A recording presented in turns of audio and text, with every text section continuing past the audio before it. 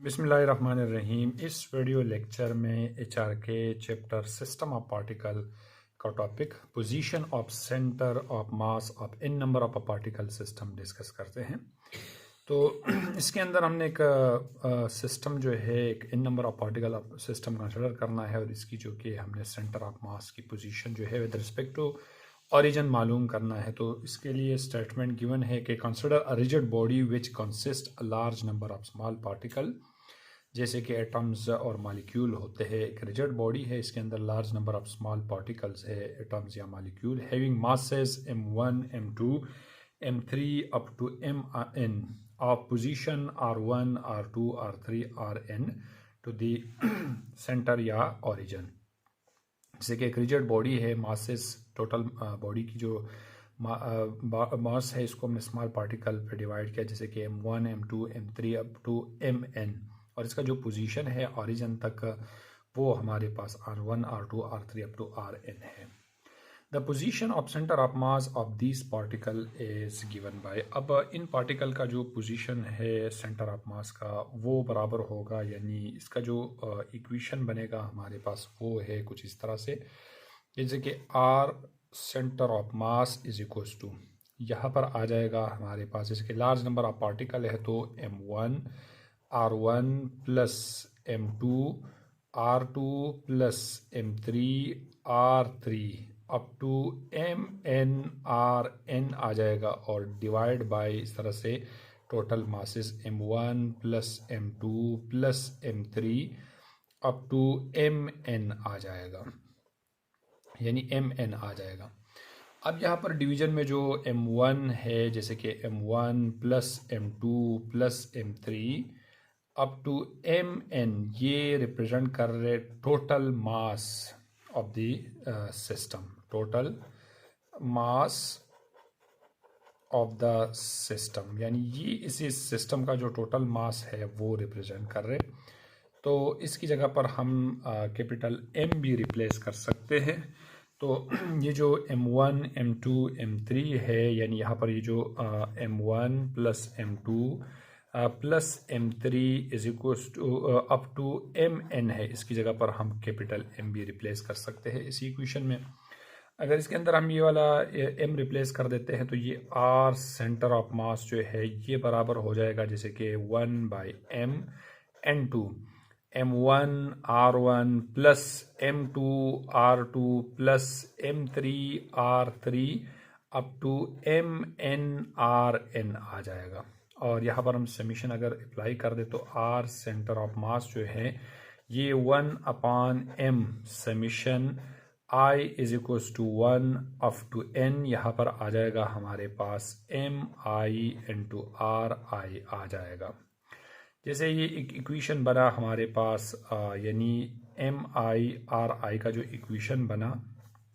तो let's suppose this is equation 1, और equation 1 जो है represent the centre of mass of rigid system, यानी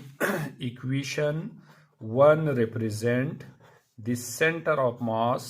ऑफ रिजिड सिस्टम। इस रिजिड सिस्टम का जो सेंटर ऑफ मास है इस फार्मूले से हम कैलकुलेट करेंगे। अब इस सेंटर ऑफ मास के अगर हम वेलोसिटी कैलकुलेट कर देते हैं तो to find the velocity of centre of mass, centre of mass differentiate above equation with respect to time, यानी इस इक्वेशन 1 को हमने with respect to time differentiate करना होगा। तो इक्वेशन हमारा ये बन जाएगा, यानी D divide by D T, जैसे कि हमने इक्वेशन 1 को with respect to time differentiate करना है, R centre of mass is equals to 1 by m, यहाँ पर कांस्टेंट है, यहाँ पर आ जाएगा d divide by D T, और summation i is equals to 1 up to n m i r i आ जाएगा। अब D R divide by D T हमें मालूम है rate of change of position with respect to time, यानी ये जो D R divide by D T है ये rate of change of position जो है ये वेलोसिटी के इक्वल होते हैं। तो यहाँ पर आ जाएगा हमारे पास v is equals to v centre of mass is equals to, ये बन जाएगा 1 अपान m, और इस तरह से ये आ जाएगा हमारे पास, जैसे कि summation i is equals to 1 up to n, और m i यानी D R I divide by D T आ जाएगा, और सेम यही D R divide by D T ये भी वी के इक्वल हो जाएगा। तो ये जो इक्वेशन है ये बन जाएगा V centre of mass is equals to यहाँ पर 1/m, और समीशन यहाँ पर आ जाएगा mi इंटू आर आई आ जाएगा। और लेट सपोज ये बना इक्वेशन 2, और इक्वेशन 2 जो है ये रिप्रेजेंट कर रहे, यानी equation 2 represent the velocity of centre of mass. Equation 2 represent the velocity of centre of मास, यानी जो ऑफ यानी जो n number of particle system, centre of mass of n number of particle system, यानी इसी system का जो velocity है ये रिप्रेजेंट कर रहे हैं। तो अब आ जाते हैं acceleration of centre of mass of n number of particle system की तरफ। तो acceleration of centre of mass of n number of particle system के लिए यानी हमने ये जो लास्ट इक्वेशन बना इसको डिफरेंशिएट करना होगा। तो find the acceleration of centre of mass of particle system, differentiate जो इक्वेशन 2 आया हमारे पास विद रिस्पेक्ट टू टाइम, हमने टाइम के रिस्पेक्ट से इसको डिफरेंशिएट करना होगा। तो इक्वेशन जैसे कि हमने टाइम के रिस्पेक्ट से डिफरेंशिएट करना है, तो d divide by D T यहाँ पर आया था v आ जाएगा इज इक्वल्स टू, इसी तरह से 1 यहाँ पर आ जाएगा 1/m कॉमन है, d divide by D T यहाँ पर आ जाएगा summation mi into R I आ जाएगा, i is equals to 1 up to n। अब इस इक्वेशन के अंदर ये जो mi यहाँ पर vi है, जैसे कि हमने वेलोसिटी का इक्वेशन 2 हमारे पास आया था, यानी वेलोसिटी जैसे कि ये इसको अगर हम डिफरेंशिएट करेंगे तो ये v बन जाएगा, यानी v mi vi हो जाएगा, यानी D R I divide by D T ये v के इक्वल होते हैं। तो इस तरह से ये जो इक्वेशन है हमारे पास यानी यहाँ पर ये जो summation mi into R V I है, जैसे कि वी आई एम वी जो है ये मोमेंटम के इक्वल होते हैं, तो इसकी जगह पर हम यानी लिख सकते हैं पी भी रिप्लेस कर सकते हैं। तो ये इक्वेशन हमारा बन जाएगा, यानी ये rate of change of velocity with respect to time जो है ये बराबर होते हैं एक्सेलरेशन के। तो इसकी जगह पर एक्सेलरेशन आ जाएगा, यानी A centre of mass is equals to 1/m, और ये d divide by D T अपनी जगह पर, और इस यानी m v की जगह पर p आ जाएगा। और मान लें ये बना हमारे पास इक्वेशन 3। अब इक्वेशन 3 के अंदर ये जो we know that dp divide by dt यानी rate of change of momentum जो है ये बराबर होते हैं फोर्स के। तो जैसे अगर इसको हम पुट इन इक्वेशन 3 कर देते हैं, पुट इन इक्वेशन 3, तो हमारे पास इक्वेशन 3 बन जाएगा, यानी A centre of mass is equals to 1/m, और यहाँ पर आ जाएगा f आ जाएगा, या यानी ये जो है एक्सेलरेशन का इक्वेशन बना। Let's suppose this is equation 4, और equation 4 represent the acceleration of centre of mass. Equation 4 represent the acceleration of center of mass, acceleration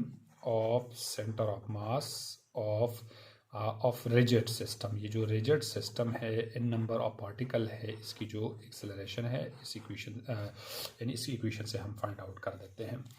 अब इस इक्वेशन को अगर हम u लिख दें, यानी इसमें से इक्वेशन 4 को अगर हम दोबारा रीअरेंज कर दें, यानी इक्वेशन 4 में ये जो f है m इसके साथ डिवीजन में है, ये आ जाएगा हमारे पास ma के इक्वल हो जाएगा। और ये वो फोर्स है, यानी एक्सटर्नल फोर्स है जो कि बॉडी के ऊपर एक्ट कर रहे। लेट्स सपोज ये बना इक्वेशन 5, और इक्वेशन 5 जो है हमें रिप्रेजेंट करा रहे, यानी the force act on the system of particle, यानी जो एक्सटर्नल फोर्स है इक्वेशन 5 रिप्रेजेंट, ये हमें रिप्रेजेंट करा रहे द एक्सटर्नल फोर्स। ये वो एक्सटर्नल फोर्स है, external force that act on